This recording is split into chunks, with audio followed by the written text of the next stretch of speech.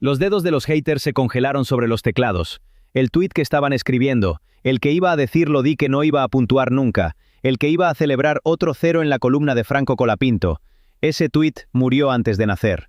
Porque en la vuelta 56 del Gran Premio de China, mientras el Alpine número 12 cruzaba la línea de meta en 10ª posición, mientras el primer punto de la temporada 2026 se materializaba en la pantalla de tiempos con un 10 al lado del nombre de Colapinto, mientras millones de argentinos explotaban de júbilo en sus casas a las 3, 4, 5 de la mañana según el uso horario, los haters tuvieron que enfrentar algo que llevan semanas evitando: la realidad. Y la realidad tiene el nombre de Franco Colapinto. Y la realidad acaba de sumar un punto. Y la realidad está ahí, en la tabla oficial del Campeonato Mundial de Fórmula 1 de 2026. Imposible de borrar, imposible de ignorar, imposible de explicar con las excusas baratas que venían usando hasta ahora. Pero vamos a hacer algo diferente hoy. No vamos a simplemente celebrar el punto. No vamos a quedarnos en la emoción del momento. Vamos a ir más profundo. Vamos a desarmar este Gran Premio de China pieza por pieza, dato por dato, vuelta por vuelta, hasta que quede absolutamente claro por qué lo que Colapinto hizo en Shanghái no fue suerte, no fue circunstancia, no fue un regalo del destino. Fue la demostración de un piloto que está operando a un nivel que sus críticos ni siquiera pueden comprender. Empecemos por el principio. Largada desde P12, 12º lugar en la parrilla, 4ª fila, rodeado de coches, con la primera curva de Shanghái acercándose a velocidad de vértigo, con 20 pilotos hambrientos de posiciones, con el caos de las primeras vueltas en una temporada donde los coches nuevos todavía generan incidentes frecuentes. ¿Qué hace un piloto inteligente en esa situación? Exactamente lo que Colapinto hizo: largada limpia, agresividad controlada, posiciones ganadas en los primeros metros sin comprometer el coche, sin contactos, sin dramas, sin el tipo de errores que un piloto nervioso comete cuando quiere demostrar demasiado pronto. Los críticos que dicen que Colapinto no tiene ritmo deberían prestar atención a las primeras vueltas de China, porque el ritmo no se mide solo en tiempos por vuelta en tandas largas, se mide también en la capacidad de navegar el caos inicial de una carrera, en saber cuándo atacar y cuándo proteger, en entender que las carreras se ganan en la distancia, no en la primera curva. Y Colapinto demostró ese entendimiento con una madurez que pilotos con el doble de experiencia a veces no tienen. Después vino la estrategia. Y aquí es donde la historia se pone verdaderamente interesante. Alpine jugó una carta audaz. Diferenciaron la estrategia de Colapinto respecto a la convencional. Mientras la mayoría de los equipos seguían patrones predecibles, basados en los modelos de simulación estándar, Alpine decidió explorar una ventana alternativa. Y esa decisión puso a Colapinto temporalmente en P2. Segundo, con un Alpine, en el Gran Premio de China de 2026. Vamos a pausar en ese dato un momento, porque merece más que una mención al pasar.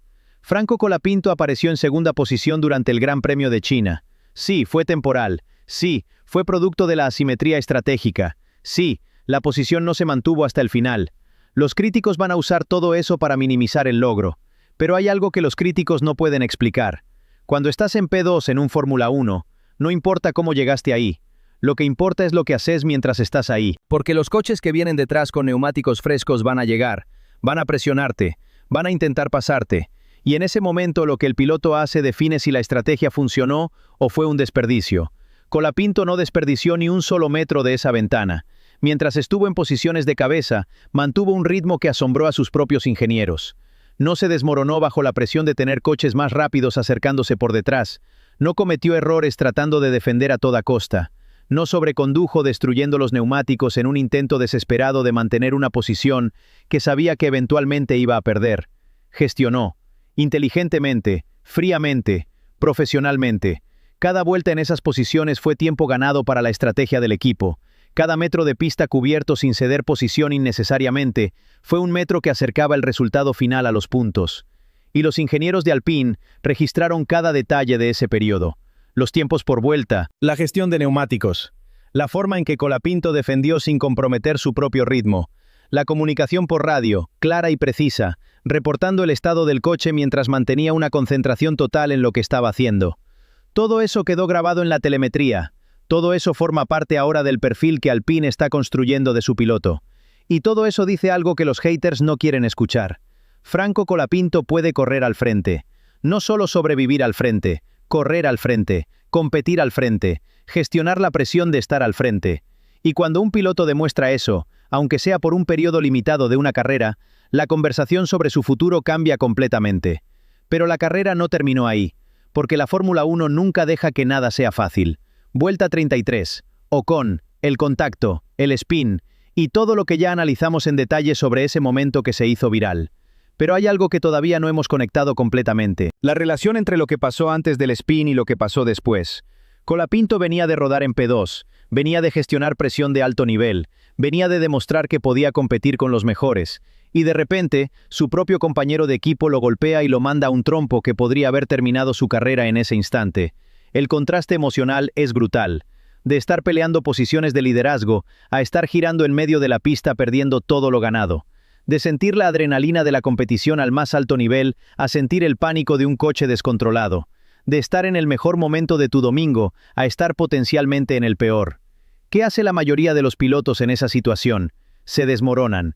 Psicológicamente, se quiebran. El bajón emocional de perder posiciones de forma injusta, combinado con la frustración de saber que fue culpa de tu compañero, combinado con la incertidumbre de si el coche está dañado o no, combinado con la presión de saber que cada segundo que pasa es un segundo más lejos de los puntos. Esa combinación es tóxica para el rendimiento, y la mayoría de los pilotos, especialmente los jóvenes con poca experiencia en manejar adversidad a este nivel, pierden rendimiento significativo después de un incidente así. Colapinto no perdió rendimiento, los datos lo confirman. Sus tiempos por vuelta después del spin fueron consistentes con los que estaba haciendo antes. No hubo un bajón, no hubo un periodo de vueltas lentas mientras se recuperaba mentalmente, no hubo errores forzados por frustración, hubo un reseteo instantáneo, una recalibración mental que tomó segundos, no vueltas. Y después, la misma consistencia que había mostrado antes del incidente. Eso es resiliencia de élite. No resiliencia normal. No la resiliencia que cualquier piloto profesional debería tener. La resiliencia que solo los pilotos con mentalidad de campeón tienen. La capacidad de absorber un golpe devastador y seguir funcionando al máximo nivel como si nada hubiera pasado. Porque en el interior sí pasó algo. En el interior hubo frustración, hubo rabia, hubo decepción. Pero nada de eso se filtró al rendimiento. Nada de eso afectó las manos en el volante. Nada de eso comprometió la precisión de las frenadas o la suavidad de las entradas a curva. Los ingenieros de Alpine vieron eso en la telemetría y tomaron nota. Porque esa cualidad, la capacidad de compartimentalizar emocionalmente y seguir rindiendo bajo cualquier circunstancia, es una de las más difíciles de encontrar y una de las más valiosas de tener. Y después de todo eso, P10, un punto, el primero de la temporada, sumado en las condiciones más adversas posibles. Alpine elogió a Colapinto por tenacidad. Esa palabra no es casualidad. No es un elogio genérico que se le dice a cualquier piloto que termina una carrera difícil. Tenacidad significa algo específico. Significa la negativa absoluta a rendirse. Significa seguir peleando cuando todo indica que deberías parar. Significa encontrar algo dentro de ti que te impulsa hacia adelante cuando las circunstancias externas están empujando en la dirección opuesta. Colapinto demostró tenacidad en China, y Alpine lo reconoció públicamente porque quieren que el mundo sepa que ese es el tipo de piloto que tienen. El feedback clave que también mencionaron es la otra pieza del rompecabezas. Porque después de una carrera así, con tantas variables, con el incidente en medio, con condiciones cambiantes en la pista, la información que el piloto proporciona al equipo es invaluable. Cada detalle sobre cómo se sintió el coche antes y después del contacto, cada observación sobre la degradación de neumáticos en las diferentes fases, cada comentario sobre cómo respondió el motor Mercedes en las zonas de tracción, todo eso alimenta el desarrollo del coche para las próximas carreras. Y Colapinto, según las fuentes internas de Alpine, entrega ese feedback con una claridad que sorprende a ingenieros acostumbrados a trabajar con pilotos de mucha más experiencia. No es vago, no es impreciso, no exagera ni minimiza. Describe lo que siente con un nivel de detalle técnico que permite a los ingenieros actuar directamente sobre la información. Eso es un activo que no tiene precio.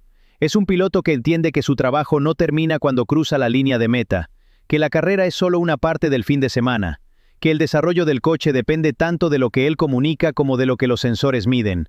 Y ahora hablemos de lo que este resultado significa para los haters, porque hay que hacerlo.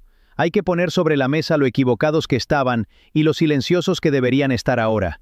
Pay driver sin ritmo. Eso decían, eso repetían hasta el cansancio, sin evidencia, sin datos, sin nada que respaldara la acusación más allá de prejuicios y agenda. Pay driver sin ritmo, ¿es un piloto que estuvo P2 en China? Pay driver sin ritmo, ¿es alguien cuya consistencia en el stint largo impresionó a sus propios ingenieros? Paydriver sin ritmo, ¿es el piloto que salvó un spin con reflejos que otros pilotos elogiaron públicamente? Paydriver sin ritmo, ¿es quien remontó hasta los puntos con un coche tocado después de perder posiciones injustamente? La pregunta se responde sola, y cada dato que se acumula hace que la respuesta sea más obvia y la acusación más ridícula. Pero los haters no van a desaparecer, lo sabemos. Siempre encuentran el siguiente ángulo de ataque, el siguiente argumento para justificar su posición predeterminada. Si suman puntos, dirán que fue suerte. Si rinden bien, dirán que el coche hizo todo. Si mejoran, dirán que todavía no es suficiente. Así funciona el hate. No es racional. No responde a datos. Responde a emociones negativas que nada tiene que ver con lo que pasa en la pista. Pero hay algo que el hate no puede contra: la acumulación de evidencia. Y la evidencia se está acumulando a favor de Colapinto carrera tras carrera. Punto a punto. Dato a dato. Este punto histórico cambia la conversación. No porque sea un campeonato, no porque sea un podio, sino porque es el primer ladrillo de algo más grande. El primer dato concreto en la columna de puntos que dice que Franco Colapinto no está en la Fórmula 1 para participar. Está para competir, para sumar, para demostrar que los que apostaron en su contra se equivocaron de forma espectacular. El hype para las próximas carreras es real. No es fabricado por marketing, no es inflado por sponsors. Es el resultado natural de un piloto que en 2 carreras pasó de 0 a 1. De 14º a 10º, de la crisis mediática post-Australia al respeto ganado post-China. Es el resultado de una pretemporada brillante que se está confirmando en carrera. Es el resultado de un talento natural que se combina con trabajo ético, resiliencia mental y la inteligencia de saber que cada punto cuenta igual sin importar cómo se consiga. Japón es la próxima parada. Suzuka, uno de los circuitos más exigentes del calendario. Una pista que premia la valentía y la confianza en el coche. Un lugar donde los grandes pilotos brillan y los mediocres se exponen.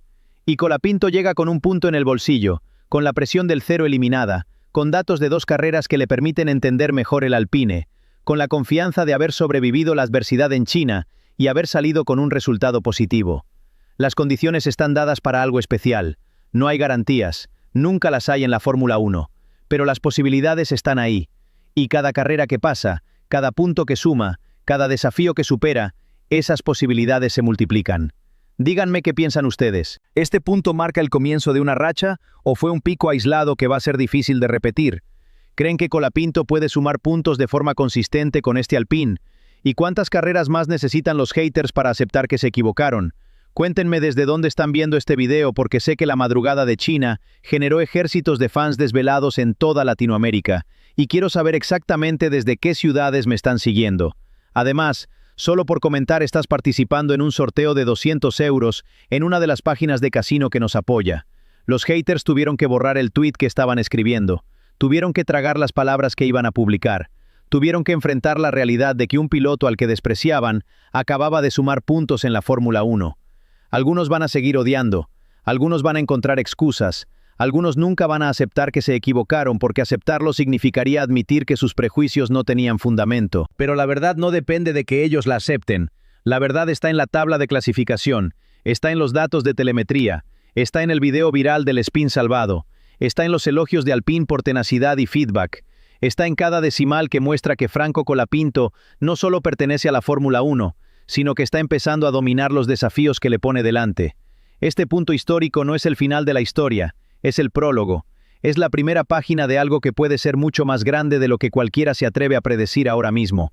Y lo más hermoso de todo es que los haters van a tener que leer cada página que viene, quieran o no, les guste o no, porque Franco Colapinto no vino a la Fórmula 1 a pedir permiso, vino a quedarse. Y después de China, el mundo entero sabe que ya no hay quien lo saque.